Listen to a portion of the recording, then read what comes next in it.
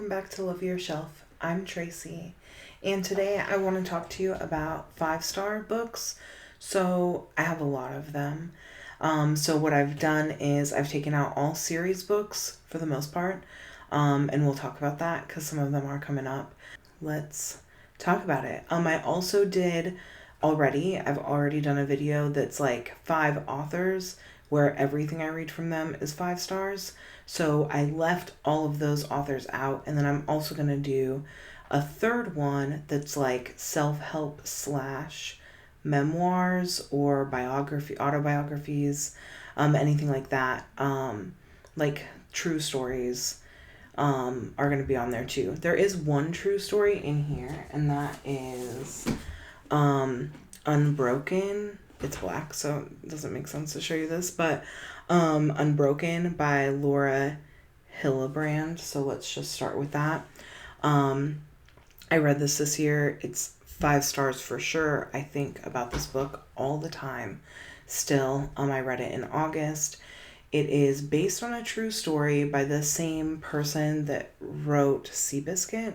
I don't know which one she wrote first, but it's about a guy named Louis Samperini, and he was an Olympic runner, and then he went to the war. It tells you this on the back, so I'm not like ruining anything, but his plane got shot down. Him and some other people that survived were on a raft for a very long time. They fought sharks, like literally fought sharks. And then he became a prisoner of war for a long time. And then it also talks about when he came back and the PTSD and his constant alcoholism and how he found God and forgave this one guy that did horrible things to him when he was a prisoner of war. So it's super deep and hard to read and incredible. It's just, I can't even believe that this was someone's life, and then he lived through all of it and then still found joy and happiness in life later on. So it's a really incredible book. I give it 5 stars. So again, these are books that I have only read one book by this author, or I've read multiple books, but this is like hands down a 5, where other books were like 4.5 or 3, or I didn't like them as much or whatever. So the next one we're going to talk about is The River by Peter Heller, which I read last year, and it's really good. It's about 2 guys who float down a river. It's not the Amazon. And they float down a river, and they end up seeing this other couple that the guy might want to kill the girl, so they are trying to help, but also there's fires going on, so they're also trying to outrun the fire. So it's like a page turner, hardcore, one thing after another is going on, and I read this super fast, and it was a really good read, and I liked it a lot. So The River by Peter Heller. The next one is Aristotle and Dante Discover the Secrets of the Universe by Benjamin Allier Sains. I might have said that wrong. Probably 90% positive I said that wrong. He did Aristotle and Dante Discover the Secret of the Universe. The second one, so wasn't a book when I read this one, is Dive into the Waters of the World. And then he also wrote The Unexplicable Logic of My Life. So the second book to this, I also gave 5 stars. And then The Unexplicable Logic of My Life, I gave 4. So that's on my list. So it's about a guy who meets another guy, and they end up falling in love. Have to learn how to navigate that, because one of them didn't know that he was gay or think about the fact that he was gay until he ended up having feelings for this man. And it is, boy, it's an appropriately aged story. But yeah, they're both like the same age, they're teenagers, and he has to come to terms with that. And in the second book, Aristotle, the main character, Dante, is also a main character. He kind of like learns who he is through that by kind of going through his demons. He has some stuff in his past that his family doesn't really talk about, and then he has some stuff he has to work through as well. So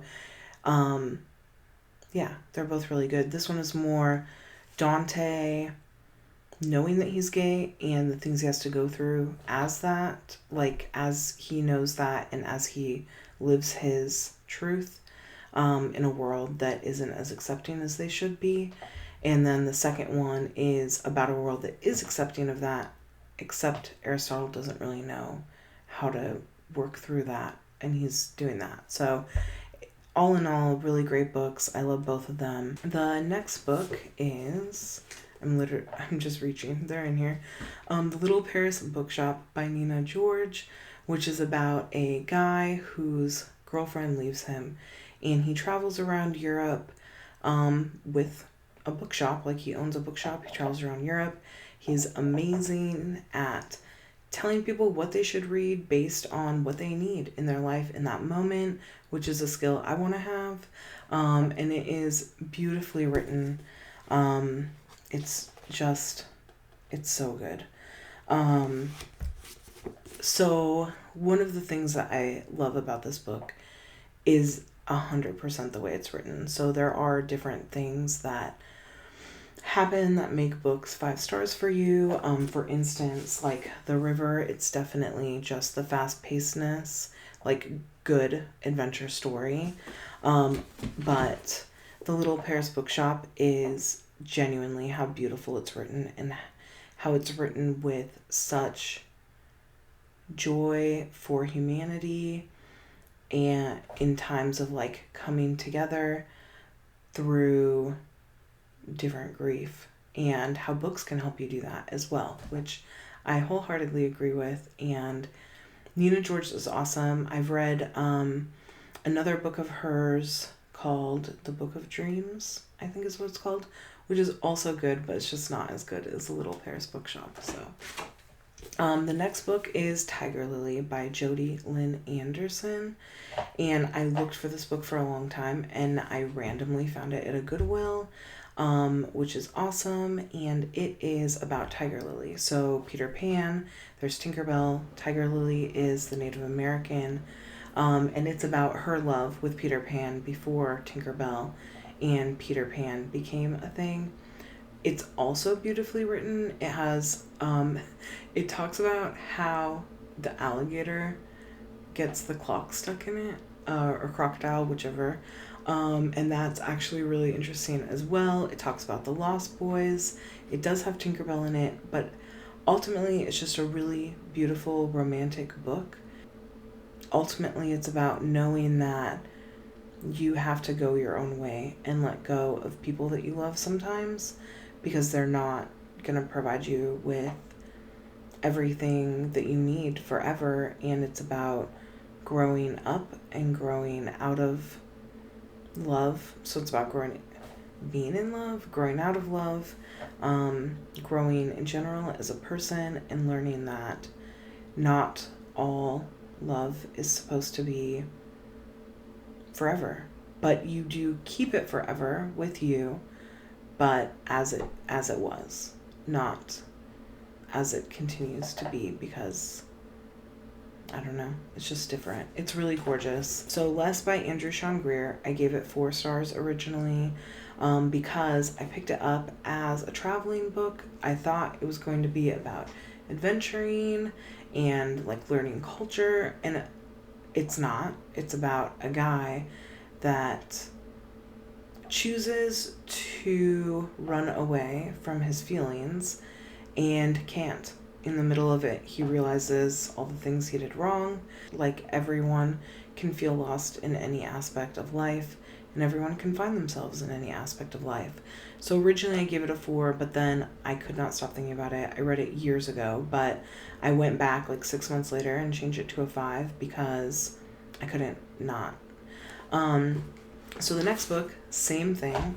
It's called The Ensemble. We read it for our book club, which is about a quartet of people. So there's 2 guys and 2 girls, and you follow them through their career. And it's really awesome because it talks about certain music that they play as well, so you can look up the music as well. So I read it on my Kindle or my Audible. I read it on Audible, like through Libby, and then I went back and looked up some stuff on the Kindle because they talked about certain music that they played, and I wanted to hear that music so that it could embody the book more, and it did not disappoint.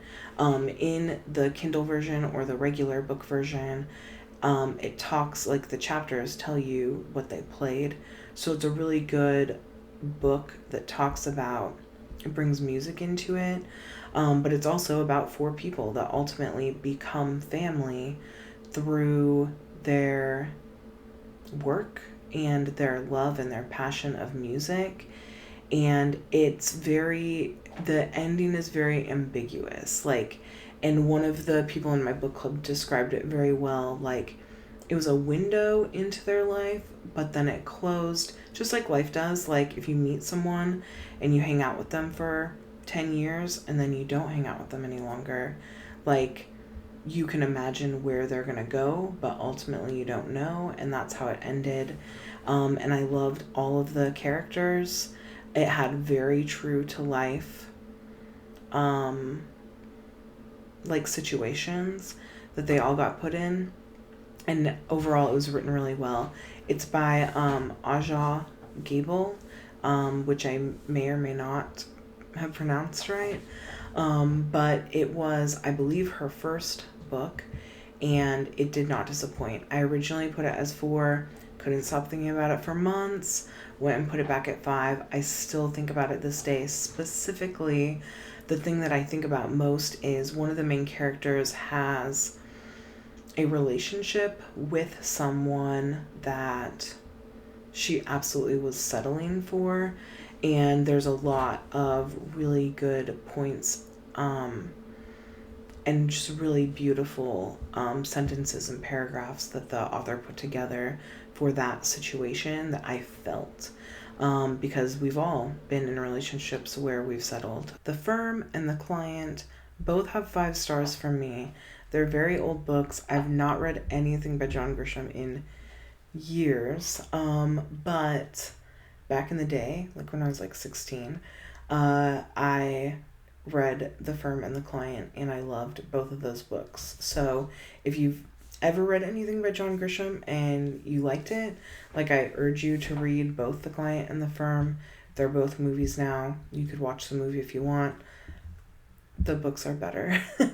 But yeah, definitely The Firm or The Client by John Grisham. I'd still recommend today. I have not reread them, but they're 5 stars for me when I was a teenager, so I'm not gonna leave them out of here, you know what I mean? The next book I want to talk about is Wreckage by Emily Bleeker.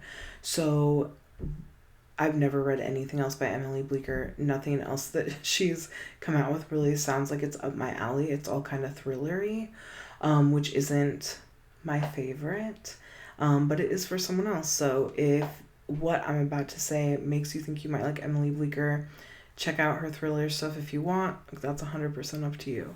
And maybe it's really good. Who knows? So Wreckage by Emily Bleeker is about 3 people that get stranded on an island, but it's the aftermath of that. Like, they get stranded and then they get found, but they had been on an island for a long time. How long? I don't know, but long enough. At least 2 years, I'd say. I think 3 to 5, so a while. And these are people that, like, they both had significant. One of them was married and had a kid when she was shipwrecked, and one of them was dating someone. And I think when one of them comes back, the other, like, their significant other's dating someone else because they'd been gone for years and they thought that they were dead. And they end up it's how they pick up their life. They pick their life back up, and what happens and what they have to do, and it's insane. So like it does talk again, like it goes back and it talks about the island that they got stranded on and how they lived through that, and it has some surprises along the way, which is probably why she is more of a thriller writer, but this one's not like thriller scary, it's just plot twisty. And then it also talks about, so yes, all the things that happen on the island, you learn that, and then you learn how these people that are back in civilization, how them being on the island for 5 years and then coming back is affecting them. So like one of them, their significant other, was dating someone else, and they decided that they were gonna stay, like they were gonna try to work it out. So he stopped dating this other person to date this woman that, like, or be married to this woman that he had a kid with that he hadn't known forever. It's crazy. So, but it's so good. There's a lot of random plot twists I did not see coming. It's a very interesting read. And there's stuff that you just don't think about in everyday life. But that happened to them. So it's awesome.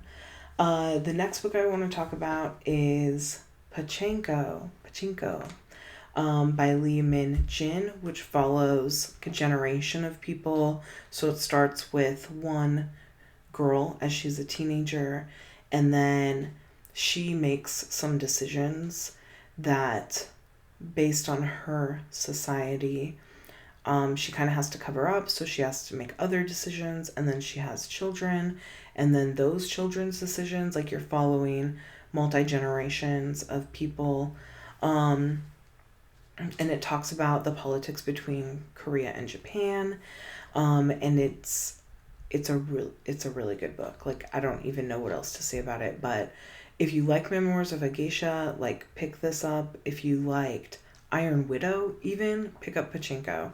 Like, it's a different level, but then, yeah, it's a different level, but it's still amazing. So I would absolutely recommend it. Another 5 stars from this year, The House in the Cerulean Sea, by T.J. Klune, which is incredible. It's very, very uplifting. It's about an orphanage of different people, and just love, and it has amazing morals in it. It's super heartwarming. The Man on the Mountaintop by Susan Trott is about a monk that lives on a mountain, and everyone comes to see him, and the wisdom that he, like, betroths to them, essentially. But it's not just about that. Sometimes it's about, like, people meet in line and then fall in love. Like, it's a giant line of people, and they all come to see this monk, and no one really knows what to think. Like, they don't know what's going to happen. And it's so humbling and just an incredible story. So I don't know how you can get it if it's not Audible. Like, I'm pretty sure I've looked for it before, and it's, like, not a real book. It's strictly Audible. But if you ever, like, get Audible free for a month, or if you have Audible, download The Man on the Mountaintop by Susan Trott, because it's an incredible book. And it's, the people that read it really well also. So I would do that. Another book I read this year that's 5 stars was the very first book I read this year, The Firekeeper's Daughter by Angeline Booley, which is about a Native American who's detecting, like, drugs, essentially, in her community, and also trying to do things for herself. And she's had, like, a real bad luck run with some stuff, and it's just a really good book. I didn't see a lot of things coming. It kept me on the feet the whole time. Definitely a page turner. And A Beautiful Poison, it's by Lydia King. And I read it years ago, but I gave it 5 stars as well. It's like Agatha Christie meets Emperor's New Groove, kind of. That's the vibe it gives off to me because it's about poison. Cusco's poison, the poison for Cusco. But also, and like Great Gatsby-ish. There's a lot going on in it. But it's a really good book, and essentially you're trying to find out who murdered someone. And just like an Agatha Christie book does, and it is amazing. So I would suggest that. And the last book that I'm going to talk about, those 5 stars for me today, is The Night Circus. Like, I can't not talk about The Night Circus. So Night Circus is hands down one of the best books I've ever read in my life. It's one of the only books that I can visually see any and every word that this woman wrote. I see it because of how well she described it. And a lot of times, like, there are things where I'll read through something and be like, that's way too much, or it's way too weird, like, I can't picture this at all, or there's not enough detail, or there's so much detail I don't even know where to start. But somehow she just gets how my head visually sees things, and everything that she described is gorgeous. Like, from the way the circus looks to everything that these magicians are doing on a regular basis, it's an incredible book. It's multi-layered. There's so many people involved, but in different aspects.